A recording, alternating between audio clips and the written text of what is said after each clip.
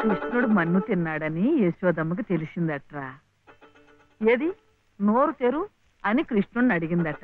అప్పుడు కృష్ణయ్య, అమ్మా మన్ను తినంగనే శిశువునో ఆకుంటినో వెర్రినో.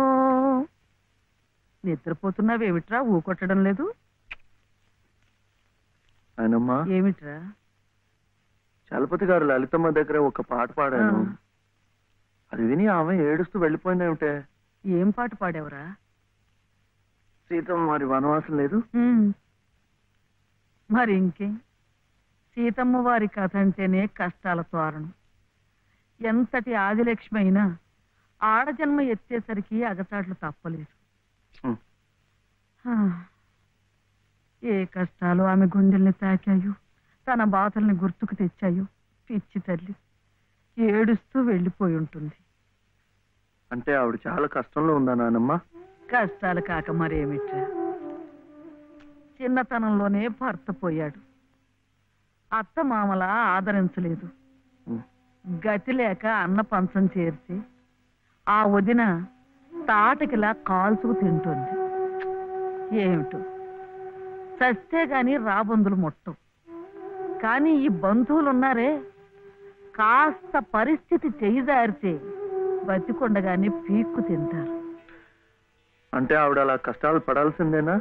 అందుకే ఏదైనా దారి చూపించమని ఆ భగవంతుడిని వేడుకోమన్నాను. ఆ గుడి ప్రాంగణం తుడిచు, ఆ మెట్లు కడిగు, ఇంత సేవ చేసుకుంటే మంచి జరుగుతుందని చెప్పాను. చదువుకున్న పిల్లలు, మనకున్న నమ్మకాలు వాళ్ళకుంటాయా?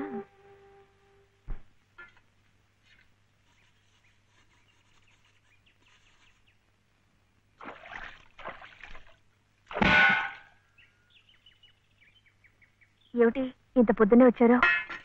మెట్ల పూజకి. మెట్ల పూజగా? అరే ఏమిటిది?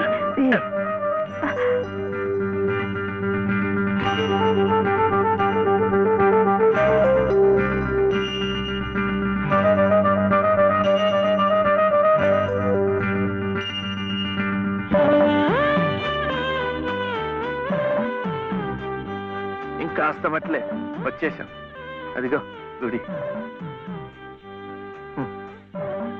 మీకు ఎక్కువ కష్టాలు కదండి, అందుకని అన్ని మెట్లకు పూజ చేయటం మంచిది. నేను సహాయం చేస్తానుగా, రండి. అబ్బాయి చలపతి, మొన్న నువ్వు నాకు శతం ఇచ్చావు, 100 నా బొంద. అది ప్లేడర్ గుమాస్తా పంటి కింద కూడా రాలేదు. ఇప్పుడు మరో 500 కావాలి, 500. 500 కాకపోతే 1000 ఇవ్వచ్చు. కానీ ఆయన కేసు కూడా సరిగ్గా వినలేదే. విండాయా? పెట్టలేదుగా. ఎద్దుకు మేత, ప్లేడర్కు ఫీజు పనికి ముందే పెట్టాలి. నువ్వు వెళ్ళి 500 పట్టరా, 500, అప్పుడు వింటాడు. వెళ్ళు. ఇంక చూడు, ఈ కేసుని గానుగా తిప్పినట్టు తిప్పేస్తాను. బాబు, ఆయన అసలే గంతలు కట్టిన గానుగెద్దు, అక్కడికక్కడే తిప్పేసి ముంచేయగలడు. నాకేం వినపట్టం లేదు, నీ నోటుకు వచ్చినట్టు నువ్వే వాక్కు. తవరు చదువుకున్నారు, మధ్యలో ఈ దళారిగాళ్ళు ఎందుకండి బాబు? ఇదిగో నువ్వు నోరు వస్తావా? నువ్వు వెళ్ళవయ్యా. అమ్మా బట్టలు వేస్తాలే. ఇదిగో ఏమేవు, కొబ్బరికాయ ఉంది కదా అని నెత్తికేసి రుద్దుకుంటే కొబ్బరి నువ్వు రాసుకున్నట్టు కాదు, చుట్టూ రాలిపోయి పుర్రెకి పుండు పడుతుంది. ఏమిటే? ఉతుకుదామని. ఇది ఉతికింది. అలాగే చదువు ఉంది కదా అని ప్లేటర్ దగ్గరికి వెళ్తే చాలదు. నాలాంటి అనుభవజ్ఞుడు పేచీ ఏమిటో విప్పి చెప్పి ప్లేటర్ గారి గోచి బిగించాలి. అప్పుడు ఆయన వెనక ముందు చూడకుండా కేసు వాదించి అవతల బారేస్తాడు. ఎవరినో ఉద్ధరించడానికి ప్లేడర్లు, కోట్లు, వారికి ముడుపు చెల్లించడానికి ఇంట్లో ఉన్నదంతా దానాలు ధర్మాలు. నాకున్నదే ఒక గొలుసు, నేనివ్వను. అదే లలిత నీ అక్కయ్యో చెల్లులో అయితే ఇలాగే మాట్లాడేదానివా? సాటి ఆడదానికి దాని బాధ ఏమిటో కష్టం ఏమిటో నాకంటే నీకే బాధ తెలుసుండాలి. అది తెలుసు కాబట్టి ఉన్న ఒక్క వస్తువు అయినా జాగ్రత్త పరచుకోవాలనుకున్నాను. పొద్దున్నే అన్నంగానే ఉన్నారంటే చంపుతాను, పొండి బయటికి. ఈ గొలుసైనా నా మెళ్ళ మీరు దిగేసిందేం కాదు, మా పుట్టింటి వాళ్ళు పెట్టింది. కనీసం ఇదైనా నా పిల్లలకు దక్కనివ్వండి. అలాగే నీ కన్న తండ్రి పెట్టినగా నీ కన్న బిడ్డలకే ఉంచుకో. నే కట్టిన తాళ్ళు నాకు. అలాగే ఇస్తాను.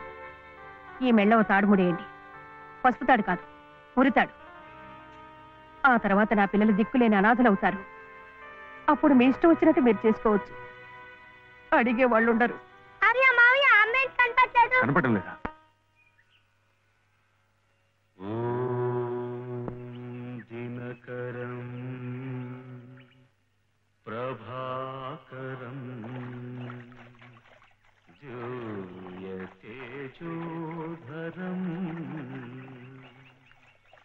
సకల జగదాధారం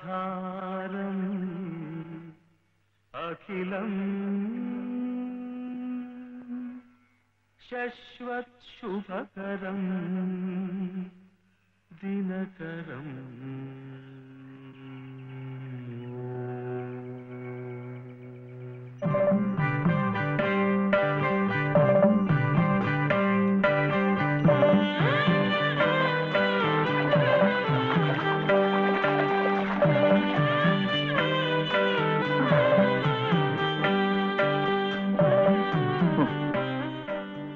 కాళ్ళు నొప్పి పెడుతున్నాయా? ఇంకా అస్తమట్లే, దాంతో అయిపోతుంది. ఆ తర్వాత రోడ్ వస్తుంది, అక్కడ అక్కర్లేదు. ఇది అయిపోయింది. ఇది ఇక్కడ ఇట్రా, రండి రండి రండి రండి, ఇట్రా. నమస్కారం చలపతి బాబు. లలిత అమ్మా, లలిత లలిత లలిత అమ్మా. కాసేపు మాట్లాడకండి, అలవాట్లేదు కదా, అలసిపోయి పడిపోయి ఉంటుంది. మీరింటికి వెళ్ళండి, లేవగానే అన్ని మెట్లకు పూజ చేయించి నేను తీసుకొస్తాను. చేసే నిర్వాహకం చాలవయ్యా. చిన్నప్పటి నుంచి అన్ని దేవుళ్ళని ఈ పసుపు కుంకుమలతోనే కొలిచిందే. ఏ దేవుడు దాన్ని పసుపు కుంకుమ నిలిపాడయ్యా? చాలు చాలే. అమ్మా లలిత దమ్మా దా.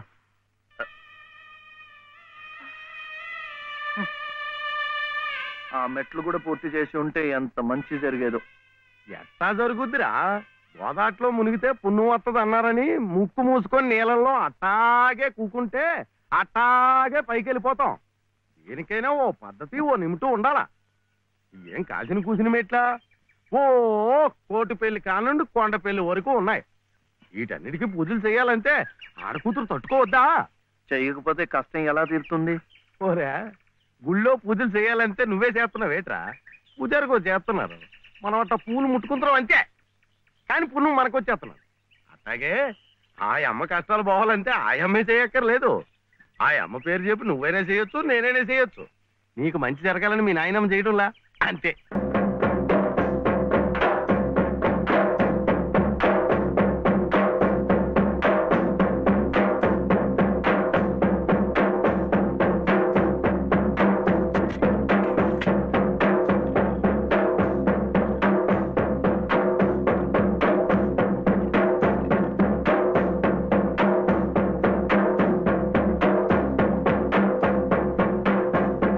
తీపి అంటే అది. ఆ కొడుకు జబ్బు తగ్గాలని ఆ తండ్రి పడే అవస్థ చూడు. ప్రాణాలకు కూడా తెగించి నిప్పుల్లో ఎలా నడిచేస్తున్నాడో. పొద్దున్నే నువ్వు చెప్పింది అదేనమాట. ఒకళ్ళు కష్టాలు తీరాలంటే ఇంకొకళ్ళు మొక్కోవచ్చని. ఒరే ఒరే, నువ్వెక్కడికి రా? శివయ్య ఎందుకు నీ చేత మెట్లన్నీ కడిగిచ్చాడు? మన మంచి కోసం.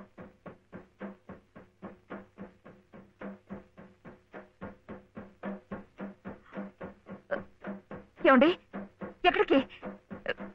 ఏమండి ఏమండి?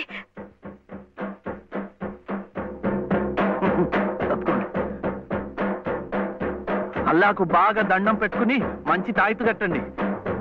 సుబ్హానల్లా సుబ్హానల్లా లా ఇలాహా ఇల్లల్లాహు ముహమ్మద్ రసూలుల్లాహ్ సుబ్హానల్లా సుబ్హానల్లా సుబ్హానల్లా సుబ్హానల్లా.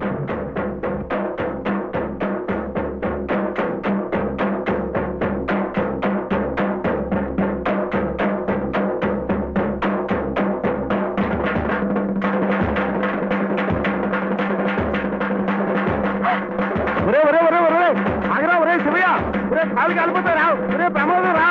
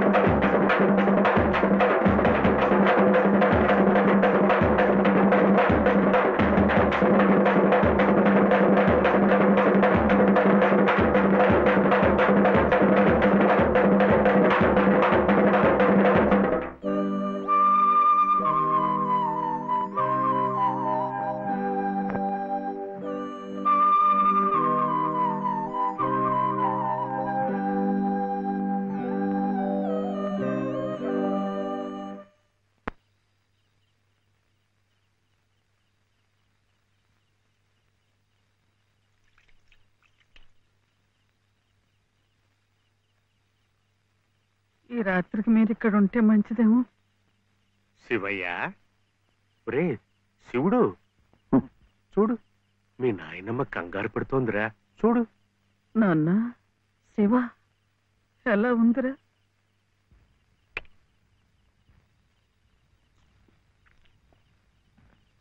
ఇప్పటికైనా నమ్మకం కుదిరిందా? వాడికేం పర్వాలేదమ్మా, హాయిగా నిద్రపోతాడు. అసలు నీ ఆరోగ్యం కూడా అంతంత మాత్రమేగా. జాగారం చేయకుండా కాసేపు నడుము వాల్చు. ఏం విశ్రాంతి తీసుకోవటం ఏమిటో. వీడిలాగే ఏదో ఒకటి నెత్తి మీదకి తీసుకురావడం, అది తీరేసరికి మరొకటి. ఈ సేవతోనే సరిపోతుంది. నువ్వు చాలా అదృష్టవంతురాలి రాజమ్మ. మనిషి స్వార్థాన్ని చంపుకుని ఏ ప్రతిఫలాన్ని ఆశించకుండా పరోపకారం చెయ్యాలంటే ఎంతో దీక్ష ఉండాలి, సాధన కావాలి. అలాంటి వాణ్ణి మనం యోగి అంటాం. మరి నీ మనవుడు ఏ ప్రతిఫలాన్ని ఆశించి నిప్పుల్లో దూకాడంటావు? వాడు దుమ్ము ధూళి అంటని స్వాతి ముత్యం, జన్మతః యోగి, మహాజ్ఞాని. అలాంటి వాడికి నువ్వు సేవ చేస్తున్నావు. ఇంతకంటే నీకేం కావాలి చెప్పు?